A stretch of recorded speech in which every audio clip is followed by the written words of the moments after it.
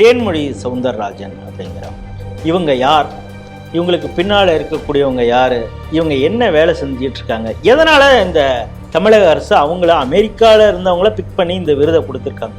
California மாகாணம், அந்த California மாகாணத்தினுடைய மேலவை செனட், அதுல கசாலா வஹாப் அப்படின்னு என்ற ஒரு செனட்டர் அவங்க இந்த மசோதாவை கொண்டு வந்தாங்க. இந்த மசோதாவுக்கு பின்புலமா வேலை செய்தது எல்லாமே இந்த தேன்மொழி சௌந்தரராஜனும் அவருடைய அமைப்பு. இந்தியாவுக்கு எதிராக இவங்க என்ன மாதிரியான ப்ரொபகண்டா அங்க பண்ணிட்டு இவங்க இப்போ ஒரு சின்னதா இந்த மாதிரி பண்ணிட்டே இருப்பாங்க. அதாவது இந்தியாவுக்கு எதிராக சாதிய பாகுபாடு இருக்கு, இந்தியா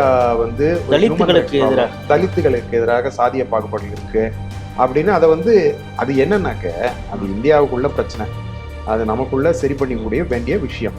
இதை என்ன பண்றாங்கன்னாக்க இவங்களுடைய நோக்கம், இவங்களுடைய எண்ணங்கள் என்னன்னாக்க இதை ஒரு உலகளாவிய பிரச்சனையா மாத்துறது. இதே சமயத்துல சிஸ்கோ கேஸ்னு ஒன்று நடந்துட்டு இருந்துச்சு. அந்த சிஸ்கோ கேஸ் எப்படின்னா, இது சர்வே புள்ளி விவரங்களுக்கு ஏற்றாற்போல் ஒரு உதாரணம். இந்த இடத்துல இந்த மாதிரி சாதி பாகுபாடு கடைபிடிக்கப்படுது. அமெரிக்க அரசியலமைப்பு சட்டத்துல எதுவுமே எந்த சட்டமும் ஒரு சாராருக்கு மட்டும் பொருந்த முடியாத சட்டம் கொண்டு வர முடியும். இப்ப நீங்க சாதி பாகுபாடு சட்டம் கொண்டு வந்தீங்கன்னாக்க குறிப்பா இந்துக்கள் மீது தான் அந்த சட்டத்தை கொண்டு வர முடியும். அதுவும் இந்திய வம்சாவளியினரா இருக்கக்கூடிய இந்தியர்கள் மட்டும்தான். அதுவும் அதுல குற்றம் ஒரு தரப்பு மீது தான் குற்றம் சாட்ட முடியும். பாகிஸ்தானுடைய இராணுவத்துல ஒரு இராணுவ தளபதியா இருக்கக்கூடியவர், அவருடைய மகள் தான் இந்த உமாதர்ன்ற இந்த கேரக்டர். அவங்க ஆரம்ப காலத்துல இவங்களுக்கு அட்வைசரா இருக்காங்க. தேன்மொழி சௌந்தரராஜன்ற இந்த அம்மா யூனிவர்சிட்டி ஆஃப் கலிபோர்னியா பெர்க்லில 90களில் இவங்க ஒரு மாணவியா இருக்காங்க. மாணவியா இருக்கிறச்சே அங்க ஃபேக்கல்ட்டியில ஒருத்தாங்க இந்த உமாதர்ன்ற இந்த பெண்மணி. நீங்க பாருங்க, அவங்களை என்ன சின்ன வயசுலயே ஆளை கரெக்டா அவங்கள இனம் கண்டு கொள்றாங்க. இவங்க எப்படி செய்யலாம், இவங்களை எப்படி உபயோகிக்கலாம்.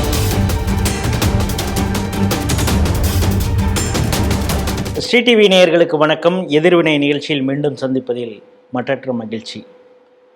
இன்னைக்கு ஒரு மிக முக்கியமான தலைப்புல பேச இருக்கிறோம். இது குறித்து நம்மோடு பேசுவதற்காக நமது அரங்கத்திற்கு திரு சுரேந்திரநாத் அவர்கள் வந்திருக்கிறார். வணக்கம். வணக்கம் சார். நீங்கள் தொடர்ச்சியாக இது சம்பந்தமாக பல தளங்களில் பேசியிருக்கீங்க. கம்யூன் மேகசைன்லேயும் இது பற்றி மிக விரிவாக ஆழமாக எழுதியிருந்தாங்க. என்ன விஷயம் அப்படின்னா, சமீபத்தில் இந்த திராவிட மாடல் அரசு ஒருத்தவங்களுக்கு விருது கொடுத்தாங்க. வைக்கம் அவார்டு, அதாவது சோசியல் ஜஸ்டிஸுக்காக நாங்கள் இந்த விருது கொடுக்குறோம். இந்த தமிழக அரசு தேர்ந்தெடுத்து கொடுக்கக்கூடிய விருது, அந்த விருதை வாங்கக்கூடியவர் எப்போவுமே சர்ச்சைக்குரியவங்களாக இருக்காங்க. கோட்டை அமீர் விருது அப்படின்னு சொல்லி ஃபேக்ட் செக் ஃபால்ட் நியூஸ் ஜுபைருக்கு கொடுக்குறோம் அப்படின்னு ஆரம்பித்தாங்க. அப்புறம் அவர் எப்படிப்பட்டவர்னு இங்கே பெரிய அளவு எக்ஸ்போஸ் ஆனது. இப்பொழுது அவங்க இந்த வைக்கம் விருது அப்படின்னு கொடுத்துருக்கிறது யாருன்னா தேன்மொழி சௌந்தரராஜன் அப்படிங்கிறவங்க. இவங்க யார்? இவங்களுக்கு பின்னால் இருக்கக்கூடியவங்க யார்? இவங்க என்ன வேலை செஞ்சிட்டு இருக்காங்க? எதனால் இந்த தமிழக அரசு அவங்கள அமெரிக்காவில் இருந்தவங்கள பிக் பண்ணி இந்த விருதை கொடுத்துருக்காங்க? இதையெல்லாம் தெரிஞ்சுக்கணும் அப்படிங்கிறதுக்காக தான் ஸ்ரீ டிவி நேயர்களும் இது போன்ற விஷயங்களை ஆன்டி நேஷனல்ஸாக இருக்கிறவங்கள பற்றி தெரிஞ்சுக்கணுங்கிற ஆர்வம் அவங்களுக்கும் இருக்குது. அதற்காக தான் அவங்கள இந்த ஸ்டூடியோக்கு அழைச்சிருக்கேன். முன்னோட்டமாக முதல்ல அவங்க யார், நம்ம ஆட்களுக்கு ஸ்ரீ டிவியில் நம்ம அவங்கள பற்றி பேசியிருக்கிறோம், அவங்க என்னென்ன வேலை செஞ்சாங்கன்னு. ஆனாலும் அவங்க யார், திடீர்னு எப்படி இந்த லைம்லைட்டுக்கு வந்தாங்க, இதெல்லாம் தெரியணும். நன்றி. இது இவர் ஒரு தனி நபரை பற்றி நாம் பேசுகிறோன்னு எடுத்துக்காம, இந்த நபர் ஒரு சாம்பிள். இதை போல பல நபர்கள் இருக்காங்க, இதை போல பல சின்ன சின்ன அமைப்புகள் இருக்கு. இவங்களுடைய செயல்பாடுகளை பற்றி புரிஞ்சுக்கிறதுக்கு இந்த ஒரு நபரை ஒரு எடுத்துக்காட்டாக எடுத்து நம்ம பேசலாம். இவர் தேன்மொழி சௌந்தரராஜன் என்பவர் ஒரு இந்திய வம்சாவளியை சேர்ந்த அமெரிக்க வாழ் ஒரு பெண், அதாவது அமெரிக்கன் சிட்டிசன். அவங்கள எதுக்கு தற்காலத்தில் ஒரு கடந்த ஒரு 3-4 வருடங்களாக அவங்க ஒரு பிரபல்யம் ஏற்பட்டு அவங்க பலராலும் பேசப்படுற செயல்களில் செயல்பட்டிருக்காங்க. முக்கியமாக அவங்களுடைய செயல்பாடுகளில் ஜாதி சம்பந்தப்பட்ட ஒதுக்குதல், ஜாதி டிஸ்கிரிமினேஷன், இதற்கு எதிர்த்து வேலை செய்து அங்கே அமெரிக்காவில் ஜாதி பாகுபாடை ஒரு சட்ட விரோத செயலாக சட்டவிரோத போக்காக மாற்றுவதற்கான ஒரு சட்ட மசோதா கொண்டு வந்தாங்க. சியாட்டில் சிட்டி, அதாவது அந்த நகரத்து கவுன்சில் வந்து இதை வந்து சட்ட மசோதாவை ஏற்றுக்கொண்டது. கலிபோர்னியா மாகாணம், அந்த கலிபோர்னியா மாகாணத்தினுடைய மேலவை செனட், அதுல வந்து கசாலா வஹாப் அப்படின்னு என்ற ஒரு செனட்டர் அவங்க வந்து இந்த மசோதாவை கொண்டு வந்தாங்க. இந்த மசோதாவுக்கு பின்புலமா வேலை செய்தது எல்லாமே இந்த தேன்மொழி சவுந்தரராஜனும் அவருடைய அமைப்பு ஈக்குவாலிட்டி லேப்ஸ் என்பப்பட்ட ஒரு அமைப்பு. இந்த இவங்க தான் வந்து வேலை செஞ்சிருக்காங்க. அந்த சட்ட மசோதாக்கு அடிப்படையா கொண்டு வந்தாங்கன்னாக்க அது வந்து ஒரு இவங்க எடுத்த ஒரு காஸ்ட் சர்வே, அதாவது வந்து உங்களுக்கு வந்து சாதி பாகுபாடு அமெரிக்காவில் இருக்கிறதா, எந்தெந்த இன்ஸ்டிடியூஷன்ஸ்ல இருக்கு, எப்படி இருக்கு அப்படின்னு சொல்லிட்டு நான் ஒரு சர்வே எடுத்திருக்கோம் அப்படின்னு சொல்லிட்டு ஒரு 300-400 பேஜுக்கு ஒரு ரிப்போர்ட் தயார் பண்ணி தாக்கல் செய்தாங்க. இதே சமயத்துல சிஸ்கோ கேஸ்னு ஒன்று நடந்துட்டு இருந்துச்சு. அந்த சிஸ்கோ கேஸ் எப்படின்னா, இது வந்து சர்வே, புள்ளி விவரங்களுக்கு ஏற்றாற்போல் ஒரு உதாரணம், இந்த இடத்துல இந்த மாதிரி சாதி பாகுபாடு கடைபிடிக்கப்படுகிறது, உருவாக்கப்பட்ட உதாரணம். அந்த இதை ரெண்டுத்தையும் சேர்த்து இவங்க வந்து இதற்கு எய்தாப்புல பல ஃபோரம்ல பேசுறாங்க, ஊடகத்துல பேசுறாங்க, கருத்தரங்குகள் நடத்துறாங்க, அதுக்கப்புறம் வந்து சட்ட மேதைகளோட ஆலோசனை நடத்துறாங்க, அதுக்கப்புறம் சட்டசபையில வந்து இருக்கக்கூடிய அவங்க சட்டசபை உறுப்பினர்களோட வந்து கலந்துவாசலுக்கு ஆலோசனை நடத்தி இவங்க தன்னுடைய வாதத்தை வைக்கிறாங்க. இது இந்த SB 403. அது தவிர இந்த சிஸ்கோ வழக்கு தள்ளுபடி ஆகிறது. இந்த சட்ட மசோதா SB 403 சட்ட மசோதா நிராகரிக்கப்படுகிறது. இதுதான் இந்த பின்புலம். இந்த சிஸ்கோ கேஸை பத்தி நான் கொஞ்சம் ஒரு சின்ன ஒரு அறிமுகம் சொல்றேன். அதாவது என்னன்னாக்க, சிஸ்கோல வந்து அதுவும் ஒரு இந்திய வம்சாவளியை சார்ந்தவர்கள் அந்த கேஸ். அது கேஸே எல்லாம் அந்த கேஸ்ல எல்லாருமே இந்திய வம்சாவளியை சார்ந்தவர்கள் தான். இதுல வந்து குற்றம் சாட்டப்பட்ட நபர்கள் 2 பேர், ரமண கொம்பெல்லா அப்புறம் சுந்தரையர். இவர்கள் 2 பேரும் சிஸ்கோ நிறுவனத்தின் ஊழியர்கள். அதை வந்து இவர்களுக்கு எதிராக வந்து இது கொண்டு வந்தவர், அந்த வழக்கு கொண்டு வந்தவர் அவர் வந்து சேத்தன் நர்சுடே என்று இன்னொரு சிஸ்கோவில் வேலை செய்யக்கூடிய ஒரு ஊழியர். இவங்க 3 பேருமே இதற்கு முன்பு ஒரு சிறு நிறுவனத்தை ஆரம்பித்து அந்த நிறுவனத்தை வளர்த்து சிஸ்கோ வித்திருக்காங்க இவங்க. அதுல இவங்க 3 பேரும் அதுல வந்து இவங்களுக்கு தலைமை பொறுப்பை ஏற்றுக்கொண்டு அதை மொத்தத்தையும் நடத்தினவர் வந்து சுந்தர்ன்ற அந்த நபர். இவர் பால்யகால சிநேகிதர். அவர் பால்யம்னாக்க கல்லூரி கால சிநேகிதர் இந்த சேத்தன் நர்சுடே. யார் வந்து இவர் மீது குற்றம் சாட்டினாரோ அவர் வந்து கல்லூரி சிநேகிதர். இவர்கள் 3 பேரும் சேர்ந்து சிஸ்கோவுக்கு வரச்சு ஒரு பதவி உயர்வு சம்பந்தப்பட்ட நேரத்திலே நான் பின்னுக்கு தள்ளப்பட்டு இந்த ரமண கொம்பெல்லா என்ற இந்த நபர் வந்து முன்னுக்கு கொண்டு வரப்பட்டார். எனக்கு முன்பாக அவருக்கு வந்து பதவி உயர்வு கொடுக்கப்பட்டது. ஆகையினால் இது சாதி ரீதியான என் மேல் ஏற்படுத்தப்பட்ட ஒரு டிஸ்கிரிமினேஷன் சொல்லி அவர் வந்து கேஸ் போடுறாரு. அதுக்கு வந்து கலிபோர்னியாவுடைய டிபார்ட்மெண்ட், சிவில் ரைட்ஸ் டிபார்ட்மெண்ட், அங்க வந்து பொது உரிமைக்கு வந்து ஒரு இது இருக்கு, ஒரு டிபார்ட்மெண்ட் இருக்கு. அது வந்து கலிபோர்னியா கவர்மெண்ட்டை சேர்ந்தது. அவர்களும் வந்து இதுல ரெஸ்பாண்டண்டா சேர்றாங்க.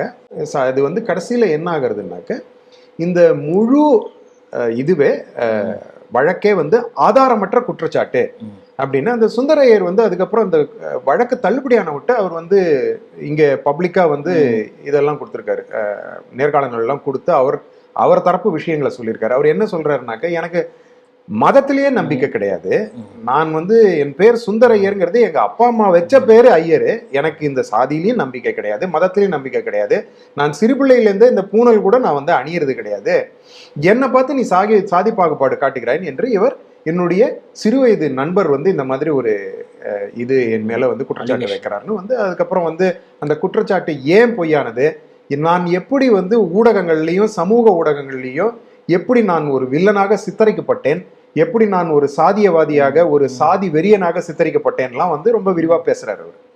அது ஒரு பக்கம் இருக்கு. இந்த கதை எப்படி இதை வந்து ஒரு நடைமுறையில ஏற்படக்கூடிய சாதி பாகுபாடுன்னு சொல்லி அவங்களுடைய தரப்பு வாதத்தை பலப்படுத்துறதுக்கு இதை கொண்டு வராங்க இந்த அம்மா ஈக்குவாலிட்டி லேப்ஸ். SB 403 அந்த சட்டத்தை வந்து அந்த சட்ட மசோதாவை பரிசீலனை பண்றச்சே இவங்களுடைய சர்வேல ஏகப்பட்ட பிரச்சனைகள் இருக்கு. சர்வேவுடைய கேள்விகளே வந்து லீடிங் கொஸ்டின் வாங்க. அதாவது உங்ககிட்ட நீங்க உங்க மனைவியை அடிக்கிறத நிறுத்திட்டீங்களா அப்படின்னு கேட்டேன்னா நீங்க ஆமான்னு சொல்லுவீங்களா இல்லைன்னு சொல்லுவீங்களா? ரெண்டுமே சொல்ல முடியாது. உங்களை எப்படி சொன்னீங்கனாலும் நீங்க வந்து குற்றவாளியா நிரூபிக்கப்படுறீங்க. அந்த மாதிரி லீடிங் கொஸ்டினா வச்சு இவர்களுக்கு தேவைப்பட்ட மாதிரி வந்து சாம்பிள் ரெஸ்பாண்டன்ட்டை வந்து தேர்ந்தெடுத்து கொண்டு இவர்கள் இந்த மாதிரி பண்ணியிருக்காங்க. இதை ஏற்றுக்கொள்ள முடியாதுன்னு சொல்லிட்டு முதல் காரணம், நீங்க வந்து இந்த சட்ட மசோதாக்கு அடிப்படையாக கொண்டு வந்த இந்த சர்வே, இந்த கணக்கெடுப்பே வந்து எங்களால் ஏற்றுக்கொள்ள முடியாதுன்னு சொல்றாங்க. ரெண்டாவது, இது வந்து சாதி பாகுபாடுங்கிறது ஒரு தனி கேட்டகரியா நாம எடுத்து இதுக்குன்னு ஒரு சட்டம் வந்து நம்ம எடுத்து வர முடியாது, கொண்டு வர முடியாது. காரணம் என்னன்னு அவங்க என்ன சொல்றாங்கன்னாக்க, அது அவங்களுடைய அரசியலமைப்பு சட்டம், நம்மளுக்கும் அதுக்கும் சம்மந்தம் கிடையாது, இந்தியாவுக்கும் அதுக்கும் சம்மந்தம் கிடையாது. அமெரிக்க அரசியலமைப்பு சட்டத்துல எதுவுமே எந்த சட்டமும் ஒரு சாராருக்கு மட்டும் பொருந்த முடியாத சட்டம் கொண்டு வர முடியாது. இப்ப நீங்க சாதி பாகுபாடு சட்டம் கொண்டு வந்தீங்கன்னாக்க குறிப்பா இந்துக்கள் மீதுதான் வந்து அந்த சட்டத்தை கொண்டு வர முடியும். அதுவும் இந்திய வம்சாவளியினரா இருக்கக்கூடிய இந்தியர்கள் மட்டும்தான். அதுவும் அதுல வந்து குற்றம் வந்து ஒரு தரப்பு மீதுதான் குற்றம் சாட்ட முடியும். நீங்க வந்து ஒரு சாதியினால் ஒடுக்கப்பட்டவர் மட்டும்தான் இருக்குமானே தவிர அவன் அந்த தரப்பு நியாயத்தை சொல்லவே முடியாது. எனக்கு எப்பவுமே பிறப்பின் அடிப்படையில இல்ல ஒரு அடையாளத்தின் அடிப்படையில ஒரு சாரார் மட்டுமே குற்றவாளியா வந்து நீங்க குற்றம் சாட்ட முடியும். ஒரு சாரார் மேல, ஒரு சாரார் மீது இன்னொரு சாரார் மீது நீங்க குற்றமே சாட்ட முடியாது. இது வந்து அடிப்படையில நம்ம அரசியலமைப்புக்கு எதிரானது அப்படின்னு சொல்லிட்டு அது தள்ளுபடியாகிறது. ஸோ இதுதான் வந்து இந்த அம்மாவுடைய தற்காலிக பின்புலம். ஸோ இது அவங்களுக்கு ஏதுவாக இருக்கும் அப்படின்னு சொல்லி தான் தமிழக அரசு சோஷியல் ஜஸ்டிஸ்ன்னு இவங்களும் உருட்டுறாங்க. ஸோ அதுக்கு இந்த அம்மா செஞ்ச வேலை கரெக்டாக இருக்குமோன்னு நினச்சிட்டு விருது கொடுத்துருக்காங்க அப்படின்னு நம்ம கடந்து போக முடியாது போல இருக்குது. அந்த கேஸை இன்னும் அவங்கள பற்றி நம்ம படிக்கும் பொழுது அவங்க பல அமைப்புகளோடு தொடர்பில் இருக்காங்க. நீங்கள் சொல்கிறது மாதிரி திடீர்னு பார்த்தீங்கன்னா 2014 தான் அவங்க வந்து ஒரு ஃபவுண்டேஷனை ஃபார்ம் பண்ணுறாங்க. திடீர்னு அவங்களுக்கு நிறையா அடுத்தடுத்த அலைன்ஸ் அவங்களோட பல அமைப்புகள் தொடர்பில் வராங்க. தன்னை முதல்ல வந்து ஒரு ஆர்டிஸ்ட்னு சொல்கிறாங்க, டாக்குமெண்ட்ரி எடுக்கக்கூடிய இவங்கன்னு சொல்கிறாங்க. திடீர்னு பார்த்தா ஆக்டிவிஸ்ட்டுன்னு அந்த ஊர்லேயே தன்னை வந்து இது பண்ணுறாங்க. திடீர்னு ஒன் ஃபைன் மார்னிங் எல்லா மீடியா ஹவுஸ்லேயும் அவங்க பேசிகிட்டே இருக்கிறாங்க. அவங்களுக்கு ஒத்து ஊதுறது மாதிரி ஒரு சில ஆட்களும் வராங்க. இது மாதிரி இல்லாமல் வெளிநாடுகளிலிருந்து குறிப்பாக இந்தியாவுக்கு எதிரான மனநிலை கொண்டவர்களோடலாம் அவங்க சேரக்கூடிய அந்த நெட்வொர்க் இதெல்லாம் பார்க்குறோம். இன்னும் மேலதிகமாக அவங்க எப்படி அந்த ஃபவுண்டேஷன் ஃபார்ம் பண்ணுறாங்க, ஈக்குவாலிட்டி லேப்ஸு, அவங்களோட நெட்வொர்க்கில் இருக்கிறவங்க யார் யார், அதையும் நம்ம ஸ்டேட் டிவி நேயர்களோடு பகிர்ந்தோம். இந்த அம்மையாருடைய பொது வாழ்க்கைக்கு வந்து ஒரு முக்கியமான தருணம் வந்து இந்த 2014ஆம் ஆண்டு 2015ஆம் ஆண்டு அப்போதான் இவங்க வந்து லான்ச் செய்யப்படுறாங்க. கான்டெம்பரரியா பார்த்தா இங்க மோடி எப்பொழுது வருகிறாரோ அப்ப அவங்கள இந்த மாதிரி ஒரு நபரை வந்து ஒரு பர்சனாலிட்டியை அங்க லான்ச் பண்றாங்க. அவங்க ஒரு நிஜமாவே வந்து ஒரு தயாரிக்கப்பட்ட ஒரு பொருளை, ஒரு ப்ராடக்டை எப்படி லான்ச் பண்ணுவாங்களோ அது மாதிரி லான்ச் செய்யப்படுகிறார் இந்த எம்ஐஆர். இவர் வந்து என்னன்னாக்க 2014-15 இங்க இந்தியா வந்து ஒரு டூர் வராங்க. இந்த அம்மா ஏஐடிஎம்ஐ, அப்புறம் என்சிடிஹெச்ஆர் அப்படின்னு தலித் ஹியூமன் ரைட்ஸ் ஒரு இது அமைப்பு அப்படின்னு இந்த மாதிரி வந்து வெளிநாட்டுலேருந்து வந்து நன்கொடை பெறக்கூடிய நிறுவனங்கள். அதுல பால் திவாகர் நமலான்னு ஒரு முக்கியமான நபர் அதுல வந்து சேர்ந்திருக்கிறார். அவருடைய மனைவி ஆன் நமலா வந்து ஒரு காலத்துல வந்து இதுல இருந்தாங்க, சோனியா காந்தியோடைய இந்த கோட்டேரியில இருந்தாங்க. அவங்களுக்கு வந்து ஒரு கான்ஸ்டிடியூஷன் போஸ்டும் கூட கொடுத்து வச்சிருந்தாங்க. இந்த ஆக்சுவலா வந்து UPA 1 காலத்துல வந்து அவங்க கிட்டதான் வந்து எல்லா அதிகாரமும் இருந்தது. அவங்க வந்து தலித் ஹியூமன் ரைட்ஸுக்காகங்கிறது ஒரு அமைப்பு வச்சு நடத்துறாங்க. அந்த அமைப்பு அவங்களோட வந்து இவங்க வராங்க. அப்ப அமெரிக்கால ஆஷா கவுட்டால்னு இவங்களுடைய ஒரு கண்டெம்பரரி அங்க இருக்காங்க அமெரிக்காவில். இந்த அம்மையார் வந்து இந்த இந்தியாவில் ஃபுல்லா சுத்தி பார்த்துட்டு இந்தியாவில் தலித் ஹியூமன் ரைட்ஸ் இதெல்லாம் பத்தி வந்து ஒரு அடிப்படை அறிவு பெற்றுக்கொள்கிறதாக சொல்லப்படுகிறது, புரிதல் ஏற்படுத்தி கொண்டு அதுக்கப்புறம் என்ன ஆகுதுன்னாக்க 2015 வந்து விமன் ஆஃப் த வேர்ல்டு அப்படின்னு ஒரு சமிட் ஒன்று நடக்கிறது அமெரிக்காவில். அங்க இந்த ஆஷா கவுட்டால வந்து ஃபர்ஸ்ட் சிந்தியா மெக்ஃபார்லேன்னு ஒரு சிஎன்பிசியில் நியூஸ் ஆங்கர், ரொம்ப பிரபலமான ஒரு நியூஸ் ஆங்கர் வந்து இவங்களை வந்து மேடை ஏத்துறாங்க. மேடை ஏத்துறச்சே ஆஷா கவுட்டால் வராங்கன்னு சொல்லிட்டு அவங்க கூட இந்த அம்மையாரை வந்து கூட கொண்டு போய் உட்காத்தி வைக்கிறாங்க. இவங்க யாரு அப்படின்னு கேட்டாக்க இவங்க தான் தேன்மொழி சௌந்தரராஜன்.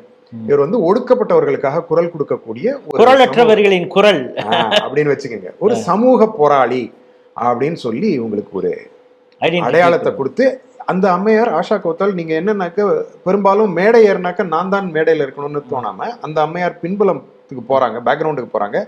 இந்த அம்மையாருக்கு வந்து நல்ல முக்கியத்துவம் கொடுத்து இவர் வந்து லான்ச் செய்யப்படுகிறார்.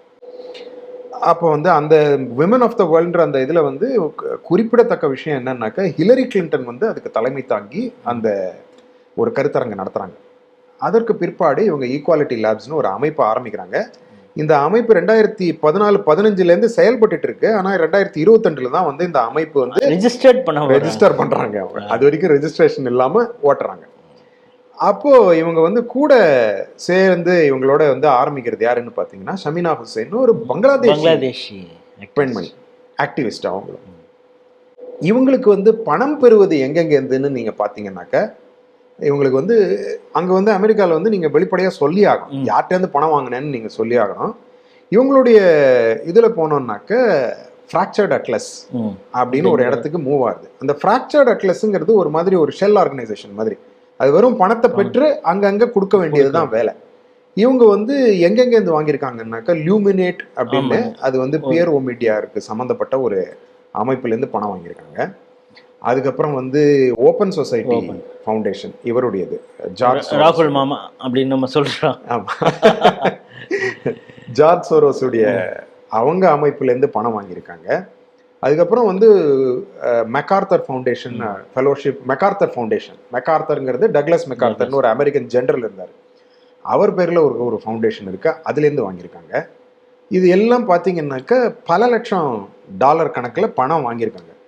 ஒரு முக்கியமான ஒரு இன்ட்ரெஸ்டிங்கான ஒரு ஆர்கனைசேஷன் எதுன்னு பார்த்தீங்கன்னா டைட்ஸ் ஃபவுண்டேஷன் ஒரு ஆர்கனைசேஷன் இருக்கு. அது இந்தியாவுக்கும் நிறைய பணம் அனுப்பிச்சிருக்கு. பலதரப்பட்ட இந்த சமூக போராளிகள் அவங்களுக்கு வந்து பணம் கொடுத்துருக்காங்க.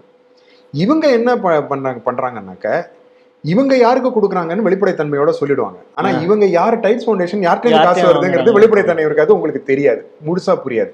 அதாவது பெரும் பணக்காரர்கள், அமெரிக்க ஏகாதிபத்தியம், அந்த அரசாங்கத்துக்கு வேண்டியவர்கள், அதனால் லாபம் அடையக்கூடியவர்கள், அவர்கள்லாம் வந்து தான் யார் என்று தெரியாமல் பணம் எங்க வழியா ரவுட் பண்றாங்க.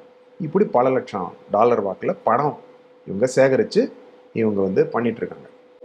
இவங்க வந்து இந்த அமைப்பு வந்து யார் யாரோட சம்மந்தப்பட்டிருக்குன்னு பார்த்தீங்கன்னா அந்த இடத்துல இடையை மறிக்கிறதுக்கு சாதாரணமாக அமெரிக்கா போன்ற நாடுகளில் நீங்கள் ஒரு ஃபவுண்டேஷன் ஆரம்பித்து அவங்களுடைய பைலாவுக்கெல்லாம் ஒத்துட்டு சில விஷயங்கள் பண்ணும். இவங்க வந்து டேக்ஸ் டிடக்ஷன் ஆகிற அளவுக்கான ஒரு லாபியை பண்ணி வச்சிருக்கிறாங்க அப்படிங்கிற ஒரு செய்தியும். அது டாக்ஸ் டிடக்ஷன் எதுனாலும் உங்களுக்கு வந்து நீங்க ஒரு அமைப்பு ஆரம்பிச்சீங்கன்னாக்கா ஃபார்ம் 990 ஒரு ஃபார்ம் ஃபில்அப் பண்ணணும் அமெரிக்கன் டாக்ஸ் அத்தாரிட்டிஸ்க்கு. அதாவது நீங்க எவ்வளோ வருவாய் வந்தது, நன்கொடை எவ்வளோ வந்தது, எப்படி செலவழிச்சிங்க, அதெல்லாம் வந்து நீங்க வெளிப்படையா சொல்லி ஆகணும். இவங்களுக்கு வரி இதுக்கு அவங்களுக்கு அமெரிக்க வரி டாக்ஸ் டிபார்ட்மெண்ட்டுக்கு ஐஆர்எஸ்க்கு சொல்லி ஆகணும். அதை வந்து அவங்க வந்து என்ன பண்ணுவாங்க, வெளிப்படையா வந்து வெளி உலகத்துக்கு தெரியற மாதிரி ஃபார்ம் 19 நீங்க சப்மிட் பண்ற ஃபார்ம் 990 அவங்க வந்து பப்ளிக் ஆக்கிடுவாங்க, யார் வேணா எடுத்து பார்த்துக்கலாம் அதை. அதனால வந்து ஒரு குறிப்பிட்ட காலத்துக்கு வரைக்கும் இவங்க வந்து அந்த மாதிரி ஒரு இதுவே எடுக்காம இவங்க இண்டிவிஜுவலா தனிப்பட்ட முறையில கிராண்ட்னு வாங்கினாக்க அதை வெளிப்படையா நீங்க சொல்ல வேண்டாம், எதுக்கு கொடுத்தேன் ஏன் கொடுத்தேன்னு சொல்ல வேண்டாம், இன்னாருக்கு பணம் கொடுத்தேன்னு மட்டும் சொன்னா போதும். 2022 இவங்க வந்து இந்த ஆக்டிவிசம் அப்படின்னு வெளி உலகத்தை நல்லா தெரியறாங்க இல்லையா, அந்த காலத்துல வேற வழி இல்லை, வெளிப்படைத்தன்மை வேணுங்கிறதுக்காக இவங்க ரெஜிஸ்டர் பண்ணிக்கிறாங்க. ஸோ இதுதான் இவங்களுடைய புன்புலம். அதில் வந்து இன்னொன்று பாகிஸ்தான் ஒரு இவங்களோடையும் அவங்க தொடர்பில் இருக்கும். பாகிஸ்தான் அமெரிக்கன் சிட்டிசன் இல்லையா அவங்க? ஆமாம், பாகிஸ்தானுடைய ஒரு பாகிஸ்தான் ஹூமாதர் பாகிஸ்தானுடைய இராணுவத்துல ஒரு இராணுவ தளபதியா இருக்கக்கூடியவர், அவருடைய மகள் தான் இந்த ஹூமாதர்ன்ற இந்த கேரக்டர். அவங்க வந்து ஆரம்ப காலத்துல இவங்களுக்கு அட்வைசரா இருக்காங்க. அவங்க எப்படி அட்வைசர்னாக்க இவங்களுக்கும் அவங்களுக்கும் ரொம்ப பழைய தொடர்பு. இவங்க வந்து யூசி யூனிவர்சிட்டி ஆஃப் கலிஃபோர்னியா பெர்க்லேல வந்து பெர்க்லி. இந்த அம்மையார் தேன்மொழி சௌந்தரராஜன் நீங்க படிக்கிறாங்க. சொல்றது வந்து தேர்ட் வேர்ல்டு மெஜாரிட்டிங்கிற ஒரு மீடியா ஹவுஸோட இவங்க அசோசியேட் ஆகிறப்ப அந்த அவங்களுக்குள்ளார அந்த உறவு அதற்கு வருது. அதுக்கு முன்னாடி முன்னாடி தேன்மொழி சௌந்தரராஜன்ற இந்த அம்மா வந்து யூனிவர்சிட்டி ஆஃப் கலிஃபோர்னியா பெர்க்லில 90களில் இவங்க வந்து ஒரு மாணவியா இருக்காங்க. மாணவியா இருக்கிறச்சே அங்க வந்து ஃபேக்கல்ட்டியில ஒருத்தங்க இந்த ஹுமாதர்ன்ற இந்த பெண்மணி. நீங்க பாருங்க, அவங்கள என்ன சின்ன வயசுலயே வந்து ஆளை கரெக்டா அவங்கள இனம் கண்டு கொள்றாங்க. இவங்க எப்படி செய்யலாம், இவங்களை எப்படி உபயோகிக்கலாம். கிரேட்டா தன்பர்க் எப்படி இப்ப கட்டமைக்கிறாங்களோ அது மாதிரி தான். அது மாதிரி தான் சின்ன வயசுல இருந்து இவங்களை தயார் பண்றாங்க. இந்த அம்மையார் வந்து ஹுமாதர்ன்ற அம்மையார் இவங்க பாகிஸ்தான் ராணுவத்தோட நேரடியா சம்பந்தப்பட்டவங்க. அவங்களுக்கு பாகிஸ்தானுடைய அந்த அவங்களுடைய லாபியிங் ஏஜென்சிஸ், திங்க் டேங்க்ஸ் அதோட நல்ல தொடர்பு உண்டு இந்த அம்மையாருக்கு. பாகிஸ்தான் வந்து ரொம்ப நாள் முன்னாடியே அமெரிக்கால நமக்கு சாதகமா பண்றதுக்கு கருத்துருவாக்கும், மக்கள் மத்தியில உருவாக்கம், அமெரிக்கால வந்து இருக்கக்கூடிய சட்டசபைகள்ல ஸ்டேட், அதாவது மாகாண சட்டசபைகள், அது மட்டும் இல்ல இது நாடாளுமன்றம், அமெரிக்க நாடாளுமன்றம், அதுலயும் வந்து நம்ம இது பண்ணிக்கணும். நம்ம இங்க பயங்கரவாத செயல்கள் அவங்க நடத்தினாங்கன்னா இல்ல அவங்க பயங்கரவாதத்தினால பாதிக்கப்படுறது பாகிஸ்தான் தானே, அங்க 4 பேரை கூவ வைக்கிறதுக்காக அப்படின்னு பயங்கரவாதத்தினால் பாகிஸ்தான் பாதிக்கப்படுகிற ஒரு நாடு. அவர்கள் வந்து நம்ம இன்னும் எய்டு கொடுத்தாதான் அவங்க அதுல இருந்து வெளியில வர முடியும். இவங்க தான் வந்து நமக்கு பயங்கரவாதத்தை எதிர்த்து போராடக்கூடிய நாடுகள்ல முதன்மை நாடு இவங்க தான், பாகிஸ்தான் தான் அப்படிங்கிற லாபி பண்றதுக்கு.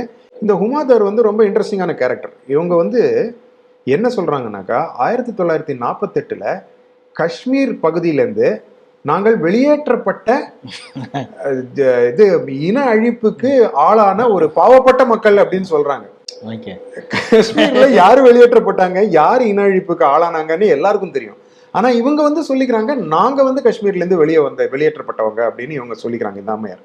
அதுக்கப்புறம் இன்னொரு கேரக்டர் இவங்களுக்கு, இந்த அம்மையாருக்கு வந்து க்ளோஸா தேன்மொழி சௌந்தரராஜனும் இந்த ஈக்குவாலிட்டி லேப்ஸுக்கும் சம்பந்தப்பட்ட இன்னொரு கேரக்டர் வந்து குண்ட்வந்த் சிங் பன்னூன் அப்படின்னு ஒருத்தர், சிக்ஸ் ஃபார் ஜஸ்டிஸ் நடத்தி ஒரு காலிஸ்தானுக்கு வந்து ஆதரவா வந்து அங்க வந்து செயல்படக்கூடிய ஒரு நபர் அமெரிக்கால.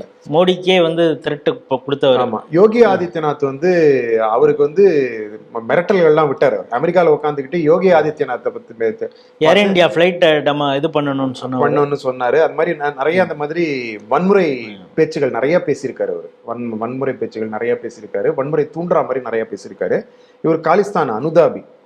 இவர் வந்து 2019 இவங்க நடத்துற ஒரு ப்ரோக்ராம்ல வந்து இவர் கலந்து கொள்கிறார். இவருக்கு மேடை அமைத்து தரப்படுகிறது. இவர் வந்து அவங்களோட வந்து அசோசியேட் ஆயிருக்காரு.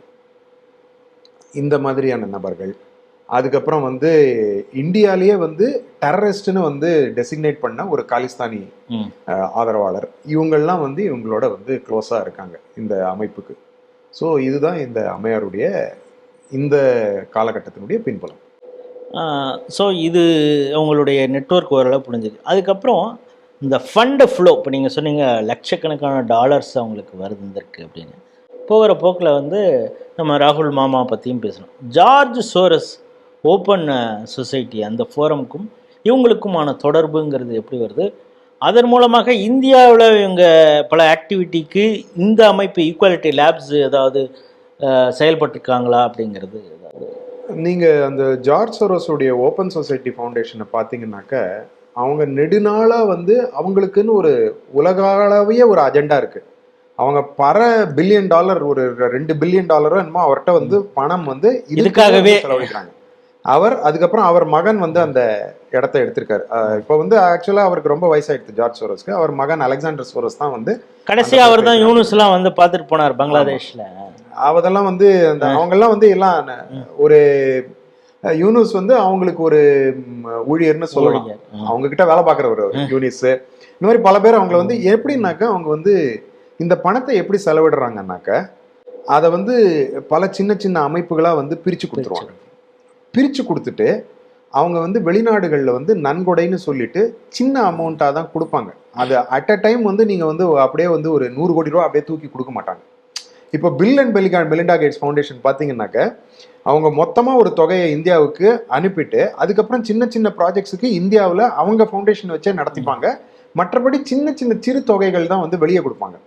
இந்த ஓப்பன் சொசைட்டி ஃபவுண்டேஷன் என்னன்னாக்க செய்யற வேலைக்கு தகுந்த மாதிரி அடுத்தடுத்து வந்துகிட்டே இருக்கும். நீங்க எப்படி ரிசல்ட் காட்டுறீங்களோ, இவங்களுடைய ரிசல்ட்னா அவங்களுடைய ரிசல்ட் பொறுத்த வரைக்கும் நீங்க எவ்வளவு குழப்பம் உண்டாக்குறீங்க, வெறுப்பு, சமூக வெறுப்பை வந்து எப்படி நீங்க வளர்க்குறீங்க. ஃபார்மர் ப்ரொடெஸ்ட்ங்க பதிலா ஒரு வருஷம் நடந்தது இல்லையா, ஆமா, அதை சஸ்டெயின் பண்றதுக்கு அவங்க பணம் கொடுத்துக்கிட்டே இருப்பாங்க. அவங்க இவங்களோட இந்த ஓப்பன் சொசைட்டி ஃபவுண்டேஷனுங்கிறது ஒரு இதுதான். அதாவது நம்ம வந்து என்ன பண்ணிட்டோம்னாக்க இந்த ஜார்ஜ் சோரோஸ் மட்டும் ஒரு சூப்பர் வில்லன் மாதிரி நம்ம ஒரு கட்டமைச்சு வச்சுட்டோம். நம்ம ஜார்ஜ் சோரோஸ் ஒருத்தர், இது மாதிரி பல பெரிய கோடீஸ்வரர்கள் இருக்காங்க. அந்த கோடீஸ்வரர்கள் பெரும்பாலும் உலகளாவிய எல்லா இடத்துலையும் நீங்க பாத்தீங்கன்னா பெரும் கோடீஸ்வரர்கள் அவங்களால அந்த எந்த நாட்டில் இருக்காங்களோ அந்த நாட்டினுடைய அரசாங்கமும் அந்த நாட்டைய ஆட்டி படைக்கக்கூடிய சக்திகளோட அவங்க இணக்கமா போனாதான் அவங்களுக்கு வந்து முடியும். ஸோ இவங்கெல்லாம் வந்து ஒரு விதத்துல பாத்தீங்கன்னா இவங்க வேற அமெரிக்க அரசுனாக்க இன்னைக்கு இருக்கிற பிரசிடென்ட்டும் செக்ரட்டரிஸும் இல்லாம அந்த பின்புலத்துல இந்த மொத்தத்தையும் ஆட்டி படைக்கக்கூடிய சக்திகள் அவங்களோட நல்ல இணக்கமா தான் இருக்காங்க. இந்த அம்மையாரை வந்து திருப்பி இந்த அம்மையார் தென்மொழி சௌந்தரராஜன்ற இந்த அம்மையார் கதைக்கு வந்தோம்னாக்க இவங்க வந்து சிறு வயதிலேயே இங்கேருந்து அமெரிக்காவுக்கு போயிடுறாங்க. தாய் தந்தையோட அமெரிக்காவுக்கு போயிடுறாங்க. இவங்க வந்து பின்புலம் அவங்க தாய் தந்தைக்கு வந்து படிக்கிறதுக்காக முதல்ல போறாங்களா இல்ல இதுக்கு முன்னால அவங்க பேரண்ட்ஸ் ஆல்ரெடி அங்க இருக்காங்க? இவங்க ரொம்ப சின்ன பிள்ளையா இருக்கிறச்சே இவங்க அம்மா அப்பா வந்து இந்தியாவில இருந்து போயிடுறாங்க. அவங்க வட தமிழ்நாட்டுல பட்டியல் சாதியை சேர்ந்தவங்க. அவங்க அம்மா அப்பா கலிபோர்னியாவுக்கு போயிடுறாங்க. அங்க இந்த இவர்களும் இவருடைய தங்கையும் வந்து 2 குழந்தைகளோட அங்க போயிடுறாங்க. அந்த ஒரு குழந்தை அங்கதான் அமெரிக்கால பிறக்கிறதோ ஏதோ அந்த மாதிரி. ஒரு குழந்தை இங்கே பிறந்து அங்க போனவங்க, இவங்க அந்த இன்னொரு குழந்தை வந்து அங்க அமெரிக்கால பிறந்த குழந்தை. இவங்க அங்கேயே பிறந்து வளர்ந்து படிச்சு கொண்டு எல்லாம் அங்க வளர்றாங்க இந்த 2 குழந்தைகளும்.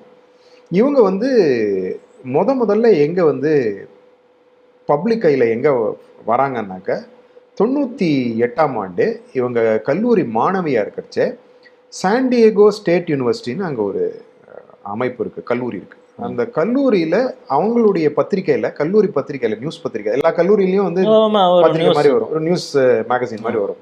அதுல இந்த அம்மையார் வந்து ஒரு இது பாகுபாடை நிறுத்துங்கள், ஒற்றுமை வேண்டும் அப்படின்ற மாதிரி ஏதோ ஒரு பிளக்கார்டை வச்சுக்கிட்டு நிக்கிறாங்க. அது இவங்க போட்டோ போட்டு அந்த பத்திரிகையில வருது.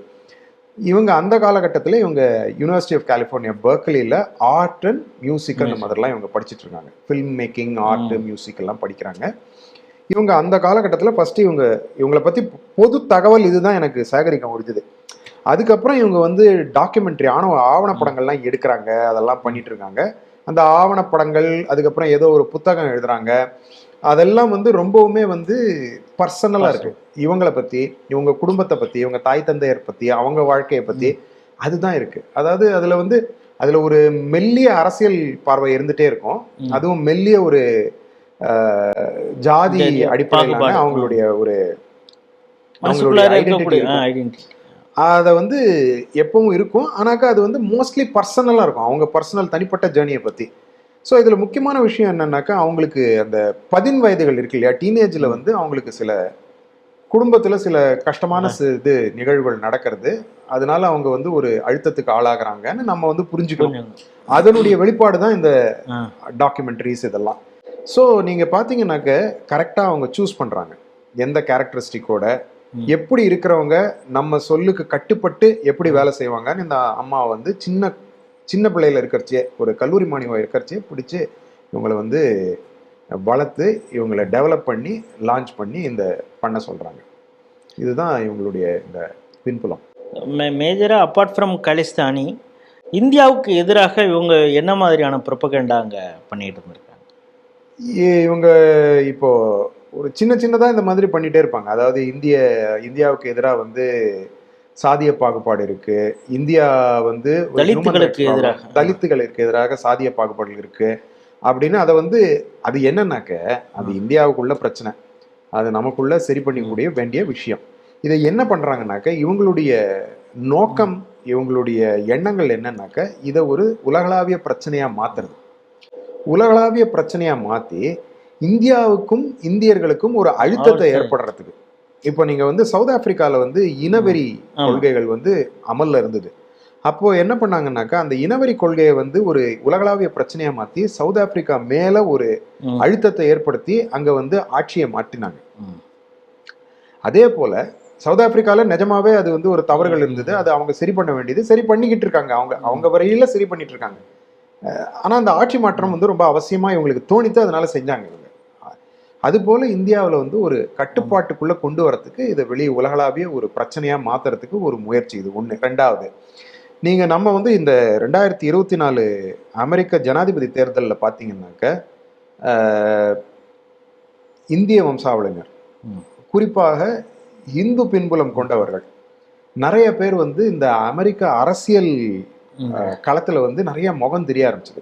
கமலா ஹாரிஸ் அவங்க கிறிஸ்டியன், ஆனா அவங்க தாயார் வந்து இந்துவாக பிறந்தவர், அந்த மாதிரி பின்புலம் கொண்டவர். விவேக் ராமசுவாமி, அதுக்கப்புறம் இந்த உஷா வான்ஸ், அதுக்கப்புறம் ஸ்ரீராம் கிருஷ்ணன் ஒருத்தர் வந்து இதுல எடுத்தார், அவரு ட்ரம்ப் வந்து ஒரு பதவியெல்லாம் கொடுத்தாரு. அந்த மாதிரி இவங்க வந்து திடீர்னு இத்தனை பேர் வந்து இவங்க வராங்க.